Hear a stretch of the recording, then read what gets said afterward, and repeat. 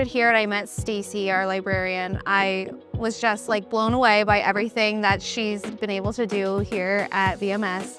And when she approached me to work on the guided inquiry class, I was so excited to work with her more.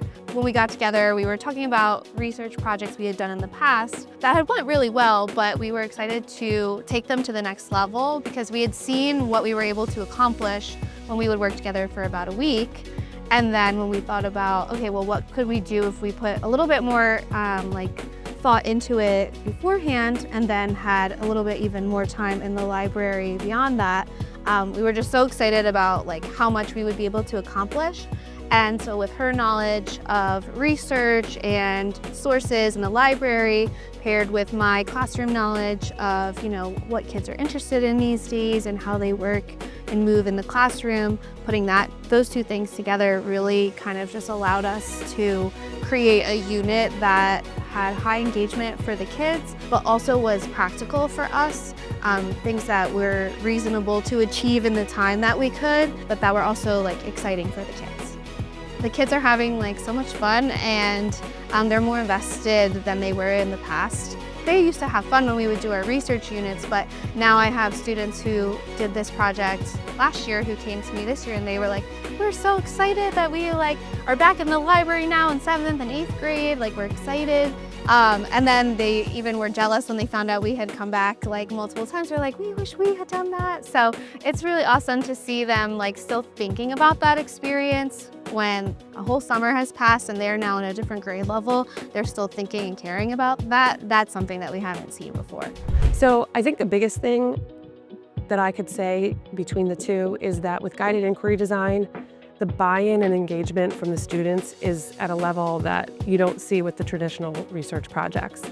Because the kids really spend a lot of time to immerse themselves in the topic, they are building that background knowledge, they're more invested in the process, and they take ownership of their learning, and you just kind of stand back in the room and you can feel it. It's palpable when you're in the classroom, when the kids are really invested in the project, and this methodology really allows for that to occur kind of organically.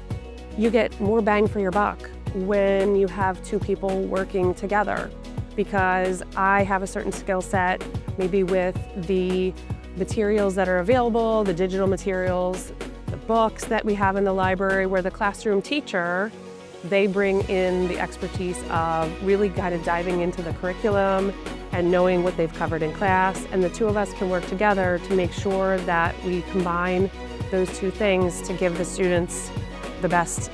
It's really helpful because you can back and forth, and working with someone like Rachel, we work really, really well together, and it just kind of happens naturally where I may not have the right way to say something, she'll jump in, and it's really great to have a partner to do this with. It's amazing because I've been coaching and doing training all across the country, and I find that people really appreciate the structure of not only the process of inquiry-based learning, but also the structures to work together, and then strategies that for the students that really engage them, and to see that actually come to fruition and come to life in every scenario in really creative ways. Like the teacher and librarian work together in unique ways every single time, and it's different, and they have these wonderful creative ideas that they can put into practice, and the framework is a structure that really helps them to thrive in it. So all the pieces work together really well, and it supports people to be successful. And when teachers are confident and librarians are confident, then it all comes across so much better, and the students enjoy it, and they learn so much more. So it's amazing. It's funny because we just did a research. Of course, the whole framework is research-based, as you know, but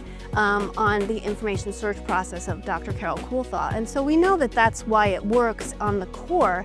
But now there's research that shows that the Institute and the training with librarians and teachers attending together that training creates that supportive structure that they need to know how to collaborate, how to co-teach, when to jump in, when does the librarian jump in, and the librarian jumps in sooner.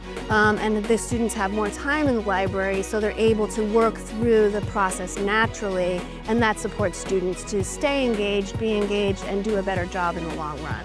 So that research is showing that the professional development that Guided Inquiry provides and the coaching and the Guided Inquiry Design Institute really does support the success. It also shows that the students, there was a study that was a comparative study that showed that the students in a Guided Inquiry Design unit compared to regularly taught instruction, the students in the Guided Inquiry Design did better on the end of unit test than the students just getting taught in the traditional manner. So we know not only is it fun and creative and a wonderful way to teach, it also has the effect that we are looking for, that we're all seeking for students to succeed and learn what we want to teach them. So super. Kids are the real winners in all of this. They're the ones that this is all for the next generation, for the students to learn and become able to navigate the information landscape that we live in and become the people that they want to be, that they're going to be. We can help them to do that along the way.